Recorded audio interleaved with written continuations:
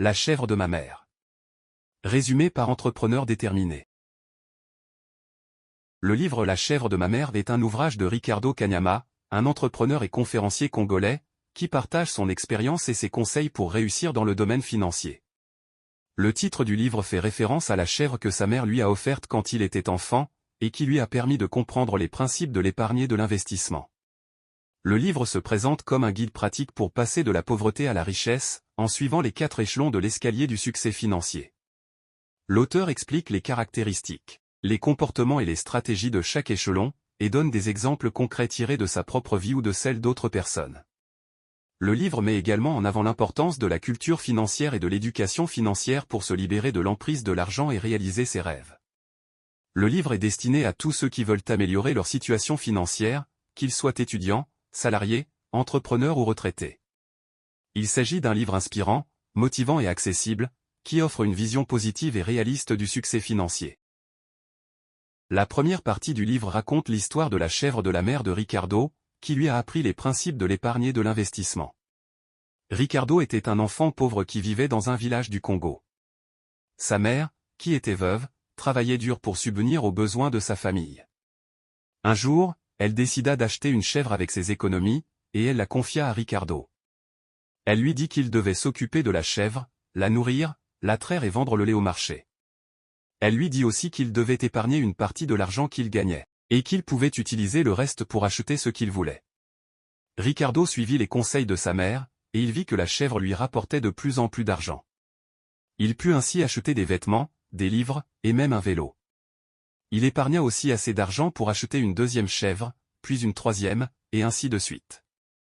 Il se rendit compte que plus il avait de chèvres, plus il gagnait d'argent.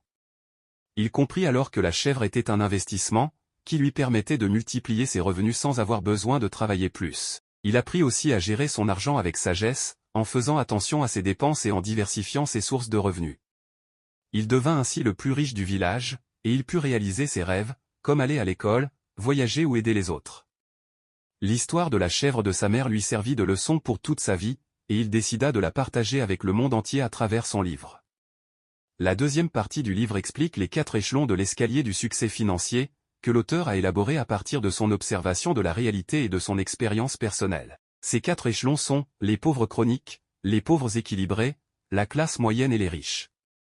L'auteur définit chaque échelon en fonction du rapport entre les revenus et les dépenses, ainsi que du niveau de liberté financière. Il illustre chaque échelon avec des exemples concrets et des chiffres.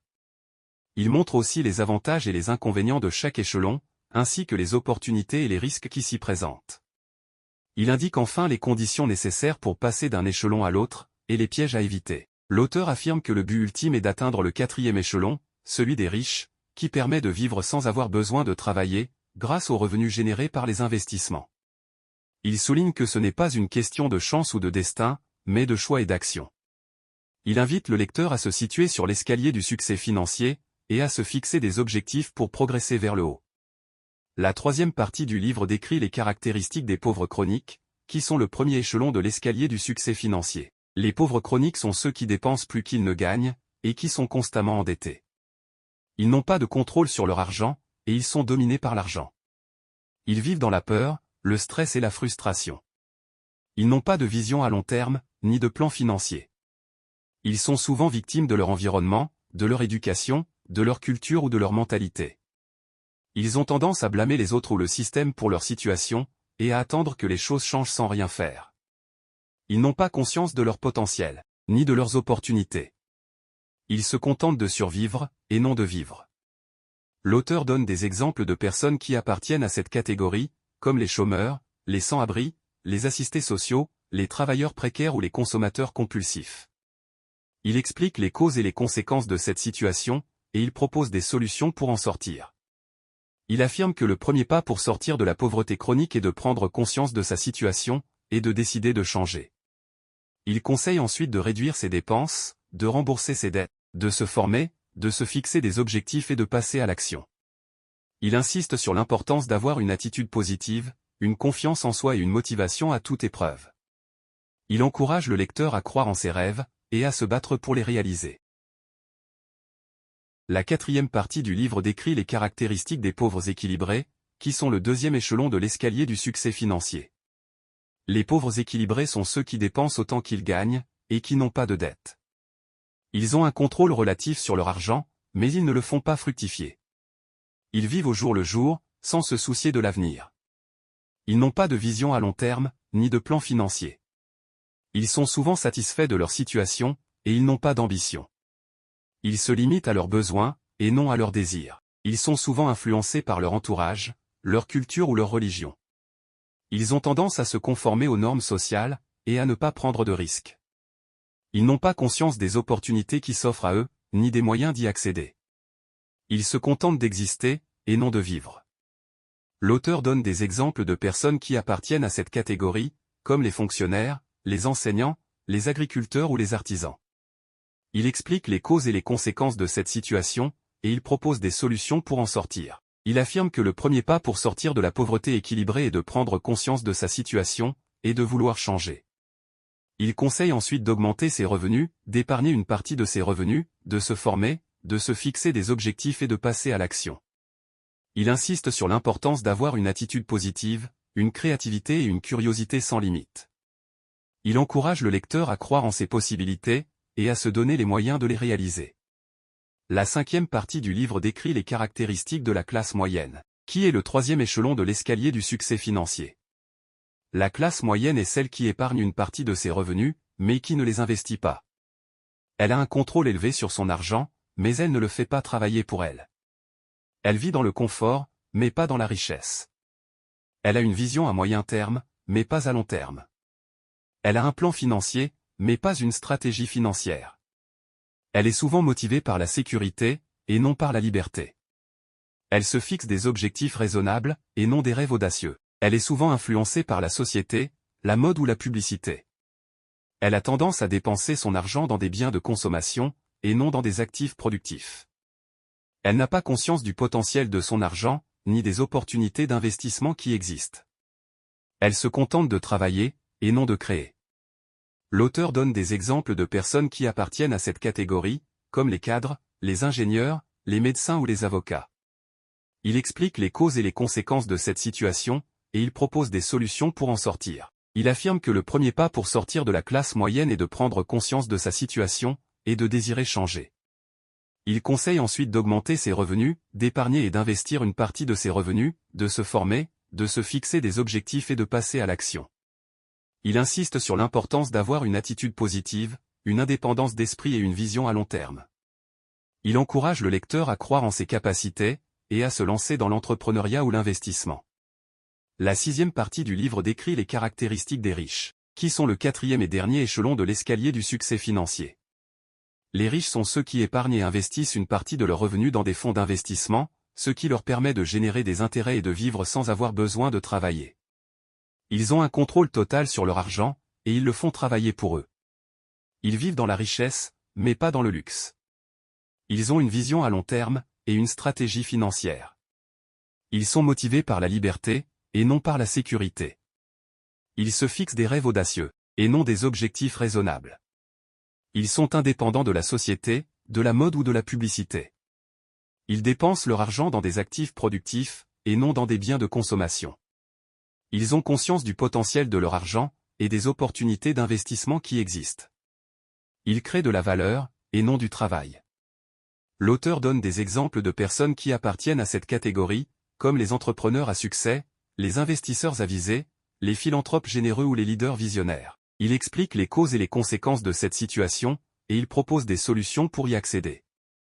Il affirme que le premier pas pour accéder à la richesse est de prendre conscience de sa situation, et d'aspirer à changer. Il conseille ensuite d'augmenter ses revenus, d'épargner et d'investir une partie de ses revenus dans des fonds d'investissement, de se former, de se fixer des objectifs et de passer à l'action. Il insiste sur l'importance d'avoir une attitude positive, une intelligence financière et une vision globale. Il encourage le lecteur à croire en ses opportunités, et à se former aux principes de l'investissement. La septième partie du livre donne des conseils pratiques pour passer d'un échelon à l'autre et atteindre le succès financier. L'auteur explique que le passage d'un échelon à l'autre n'est pas facile, et qu'il nécessite de la volonté, de la discipline, de la patience et de la persévérance. Il affirme que le passage d'un échelon à l'autre implique aussi de changer de mentalité, de comportement et d'habitude. Il propose alors une méthode en 6 étapes pour réussir ce changement. Étape 1. Faire un bilan financier personnel, en calculant ses revenus, ses dépenses, son épargne, son endettement et son patrimoine. Étape 2. Se fixer des objectifs financiers SMART, spécifiques, mesurables, atteignables, réalistes et temporels, en définissant ce que l'on veut atteindre, pourquoi, comment et quand. Étape 3. Établir un budget financier mensuel, en répartissant ses revenus entre ses dépenses obligatoires, ses dépenses facultatives, son épargne et son investissement. Étape 4. Mettre en place un plan d'action financier, en choisissant les actions à réaliser pour augmenter ses revenus, réduire ses dépenses, épargner et investir son argent. Étape 5. Suivre et contrôler son plan d'action financier, en vérifiant régulièrement si l'on respecte son budget, si l'on atteint ses objectifs et si l'on corrige les écarts éventuels.